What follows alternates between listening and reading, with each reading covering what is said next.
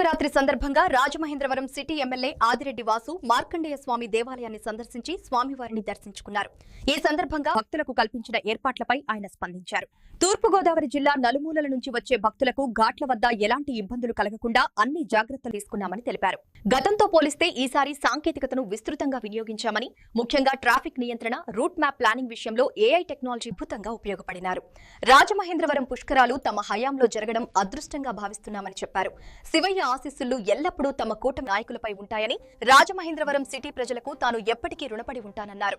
ప్రజలందరూ సుఖ సంతోషాలతో ఉండాలని, ఆ పరమశివుని ఆశీస్సులు అందరిపై ఉండాలని కోరుకుంటున్నానని ఎమ్మెల్యే ఆదిరెడ్డి వాసు పేర్కొన్నారు.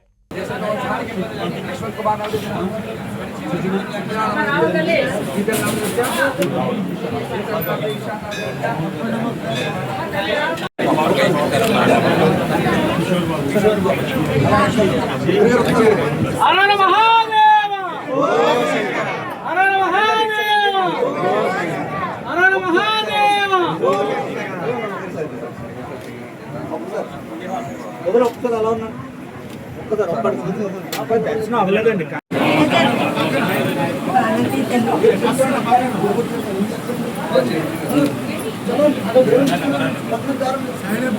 మహాశివరాత్రి శుభాకాంక్షలు. రాజమండ్రి సిటీ నియోజకవర్గంలో ఎప్పటిలాగే ఊహించిన దానికి మించి భక్తులు తరలి రావడం జరిగింది. ఉదయం 1వ గంట నుంచే రావడం జరుగుతూ ఉంది.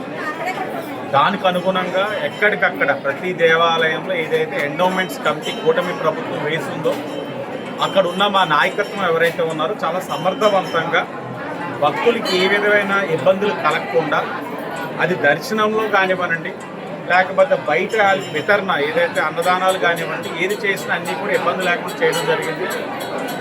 పుష్కరాలను దృష్టిలో పెట్టుకొని ఇది ఒక ట్రయల్ రన్ కింద AI cameras, artificial intelligence CC cameras పెట్టి భక్తులు ఎంతమంది సంఖ్య వచ్చారు, ఒక ఘాట్లోకి వెళ్ళింది ఒక భక్తుడు ఎన్ని నిమిషాల్లో స్నానం ఆచరించి బయటకు వచ్చాడు అన్నది కూడా తెలుసుకోవడం జరిగింది. చైల్డ్ ట్యాక్స్ కూడా వేసాం.